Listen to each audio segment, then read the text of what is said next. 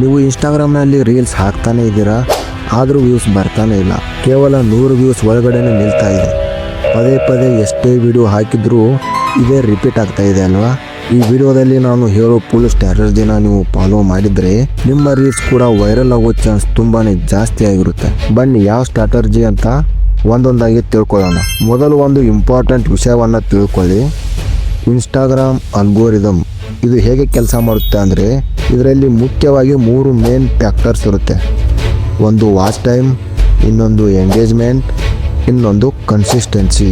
ಈ Instagram algorithm ಹೇಗೆ ಕೆಲಸ ಮಾಡುತ್ತೆ ಅಂದರೆ, ಮೊದಲಿಗೆ ನಿನ್ನ ರೀಲನ್ನು ಸ್ಮಾಲ್ ಆಡಿಯನ್ಸ್ಗೆ ತೋರಿಸುತ್ತೆ. ಅವರು ಹೇಗೆ ರಿಯಾಕ್ಟ್ ಮಾಡ್ತಾರೆ ಅಂತ ನೋಡಿ ಅದನ್ನೇ ಬೇಸ್ ಮಾಡಿಕೊಂಡು ರೀಚ್ ಇನ್ಕ್ರೀಸ್ ಮಾಡೋಕ್ಕೆ ಸಹಾಯ ಮಾಡುತ್ತೆ. ಅದಕ್ಕೆ ಹೇಳೋದು ಕಂಟೆಂಟ್ ಸ್ಟ್ರಾಂಗ್ ಇರಬೇಕು ಅಂತ. ಮುಖ್ಯವಾಗಿ ನಿನ್ನ ರೀಲ್ ವೈರಲ್ ಆಗಬೇಕು ಅಂದರೆ ಫಸ್ಟ್ 3 ಸೆಕೆಂಡ್ ತುಂಬಾ ಇಂಪಾರ್ಟೆಂಟ್ ಆಗುತ್ತೆ. ಯಾಕಂದರೆ ಜನ ಸ್ಕ್ರೋಲ್ ಮಾಡ್ತಾರೆ. ಅವರಿಗೆ ಸ್ಟಾಪ್ ಮಾಡಬೇಕು ಅಂದರೆ ನಿಮ್ಮ ಹುಕ್ ಚೆನ್ನಾಗಿರಬೇಕು. ಎಕ್ಸಾಂಪಲ್ ಹೇಳೋದಾದರೆ ನೀವು ಈ ರೀತಿ ಹೇಳ್ಬೋದು, ಈ ಟ್ರಿಕ್ಸ್ ಗೊತ್ತಿದ್ರೆ ರೀಲ್ಸ್ ವೈರಲ್ ಆಗುತ್ತೆ. 99% ಜನ ಇದನ್ನೇ ಮಾಡ್ತಾರೆ, ಆದ್ದರಿಂದ ಅವರು ಫೇಲ್ ಆಗ್ತಾರೆ ಅಂತ. ಈ ಥರದ ಟಾಪಿಕ್ಸು ಕ್ಯೂರಿಯಾಸಿಟಿನ ಇನ್ಕ್ರೀಸ್ ಮಾಡುತ್ತೆ ಮತ್ತು ಶಾಕ್ ಕ್ರಿಯೇಟ್ ಆಗುತ್ತೆ. ಇದರಿಂದ ಜನ ನಿಮ್ಮ ವಿಡಿಯೋನ ಪೂರ್ತಿಯಾಗಿ ನೋಡ್ತಾರೆ. ಒಂದು ರೀಲ್ ಸಕ್ಸಸ್ಫುಲ್ ಆಗಬೇಕಂದ್ರೆ ಸ್ಟ್ರಕ್ಚರ್ ಕರೆಕ್ಟ್ ಆಗಿರಬೇಕಾಗುತ್ತೆ. ಇದಕ್ಕೆ ಫಾರ್ಮುಲಾ ಹೇಳ್ಕೊಡ್ತೀನಿ. ಹುಕ್ಕು ಮತ್ತು ವ್ಯಾಲ್ಯೂ, ಕಂಟೆಂಟ್ ಮತ್ತು ಎಂಡಿಂಗ್. ಎಕ್ಸಾಂಪಲ್ ಹೇಳಬೇಕಂದ್ರೆ ನೀವು ಹುಕ್ಕಲ್ಲಿ ನಿಮ್ಮ ಪ್ರಾಬ್ಲಮನ್ನು ಹೇಳ್ಕೊಳ್ಬೋದು, ಮಿಡಲಲ್ಲಿ ಸೊಲ್ಯೂಷನ್ ಕೊಡ್ಬೋದು ಮತ್ತು ಎಂಡಲ್ಲಿ ಫಾಲೋ ಮತ್ತು ಕಮೆಂಟ್ ಮಾಡಿ ಅಂತ ಕೇಳಬೇಕು. ಇದು ನಿಮಗೆ ಸಿಂಪಲ್ ಅಂತ ಅನಿಸ್ಬೋದು, ಆದರೆ ಇದು ಪವರ್ಫುಲ್ ಸ್ಟ್ರಕ್ಚರ್ ಆಗಿದೆ. ಇನ್ನು ಇನ್ಸ್ಟಾಗ್ರಾಮ್ಗೆ ಮೋಸ್ಟ್ ಇಂಪಾರ್ಟೆಂಟ್ ಆಗಿರೋದು ವಾಚ್ ಟೈಮ್. ಜನ ನಿಮ್ಮ ವಿಡಿಯೋನ ಫುಲ್ ನೋಡಿದರೆ ಮಾತ್ರ ನಿಮ್ಮ ರೀಲ್ನ ಇನ್ಸ್ಟಾಗ್ರಾಮ್ ಪುಷ್ ಮಾಡುತ್ತೆ. ಅದಕ್ಕೆ ನಿಮ್ಮ ವಿಡಿಯೋನ ಶಾರ್ಟ್ ಆಗಿ ಮಾಡಿ, ಅಂದರೆ 7ರಿಂದ 15 ಸೆಕೆಂಡ್ ಅಥವಾ 20 ಸೆಕೆಂಡ್ ಕೂಡ ಮಾಡ್ಬೋದು. ಮತ್ತು ನಿಮ್ಮ ವಿಡಿಯೋದಲ್ಲಿ ಫಾಸ್ಟಾಗಿ ಕಟ್ಸ್ನ ಎಡಿಟ್ ಮಾಡಬೇಕು ಮತ್ತು ಎಂಟಿ ಸ್ಪೇಸ್ನ ನೀವು ಅವಾಯ್ಡ್ ಮಾಡಿರಬೇಕು. ಮತ್ತು ನಿಮ್ಮ ವಿಡಿಯೋದ ಎಂಡಿಂಗ್ನಲ್ಲಿ ಲೂಪ್ನ ಕ್ರಿಯೇಟ್ ಮಾಡಿ ವಿಡಿಯೋ ಮತ್ತೆ ಸ್ಟಾರ್ಟ್ ಆಗೋ ಥರ. ಇದರಿಂದ ವಾಚ್ ಟೈಮ್ ಡಬಲ್ ಆಗುತ್ತೆ. ಇನ್ನು 5ನೇದಾಗಿ ನೀವು ಟ್ರೆಂಡಿಂಗ್ ಆಡಿಯೋನ ಯೂಸ್ ಮಾಡಬೇಕಾಗುತ್ತೆ. ಹಾಗಾದರೆ ಈ ಆಡಿಯೋಸ್ನ ಹೇಗೆ ಗುರುತಿಸೋದು ಅಂದರೆ, ನೀವು ರೀಲ್ಸ್ನ ನೋಡ್ತಿರ್ಬೇಕಾದ್ರೆ ಯಾವ ವಿಡಿಯೋಗೆ ಹೆಚ್ಚು ಲೈಕ್ಸ್ ಅಥವಾ ವ್ಯೂಸ್ ಬಂದಿರುತ್ತೋ ಅದನ್ನು ನೀವು ರಿಪೀಟ್ ಮಾಡ್ಬೋದು. ಅವ್ರದ್ದೇ ವಿಡಿಯೋನ ಕದ್ದು ಹಾಕೋದಲ್ಲ, ನಿಮಗೆ ಸ್ವಂತಾಗಿ ಅದೇ ಸೌಂಡನ್ನ ಯೂಸ್ ಮಾಡಿಕೊಂಡು ನೀವು ವಿಡಿಯೋನ ಅಪ್ಲೋಡ್ ಮಾಡ್ಬೋದು.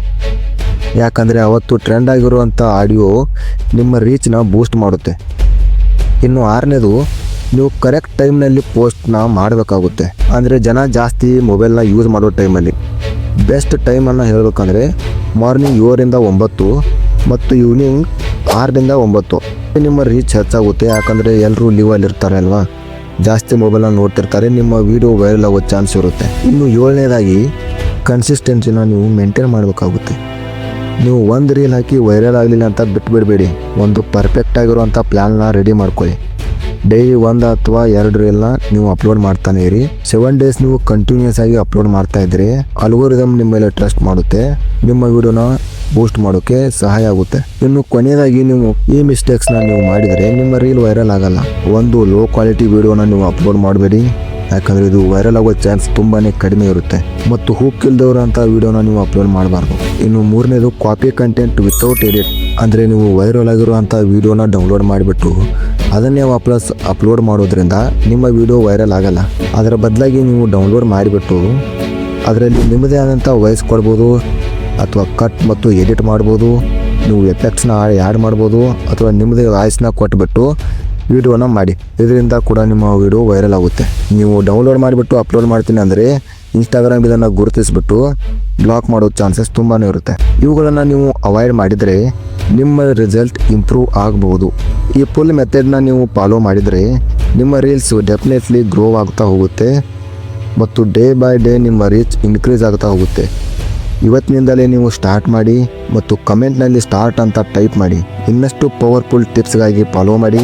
ಮುಂದಿನ ವಿಡಿಯೋದಲ್ಲಿ ನಾನು ಇನ್ನೂ ನೆಕ್ಸ್ಟ್ ಲೆವೆಲ್ ಆಗಿರುವಂಥ ಸೀಕ್ರೆಟ್ನ ಹೇಳ್ತೀನಿ.